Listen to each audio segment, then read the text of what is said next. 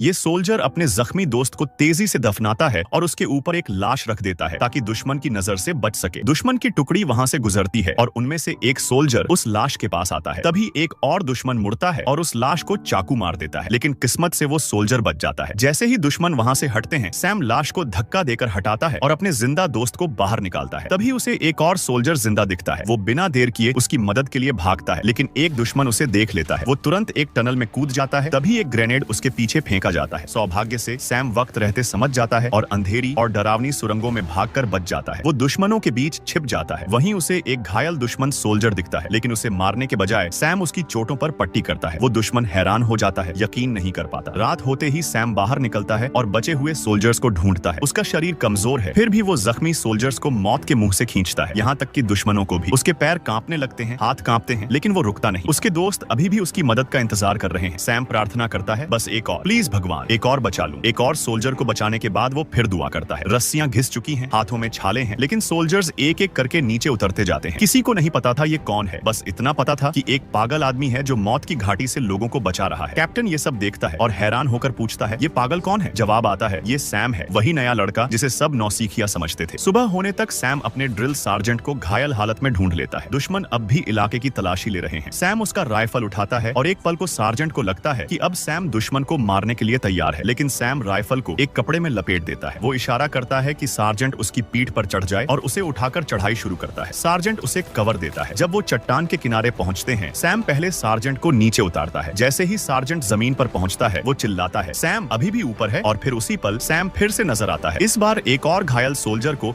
अपनी पीठ पर उठाए हुए दुश्मन उसका पीछा करने की कोशिश करते हैं, लेकिन इस बार उसके साथी उसे कवर देते हैं। आखिरकार सैम बच जाता है, लेकिन उसका दिल और दिमाग अब भी जंग के मैदान में अटका हुआ है। वो ठीक से खड़ा भी नहीं हो पा रहा। कैप्टन पास आता है और धीरे से पूछता है, तुम्हें कहीं चोट तो नहीं लगी? सैम की आंखों में आंसू भर आते हैं। वो कुछ बोल नहीं पाता। सारे सोल्जर्स चुपचाप खड़े रहते हैं, उस हीरो को सलाम करने के लिए जो नरक से लौट कर आया था।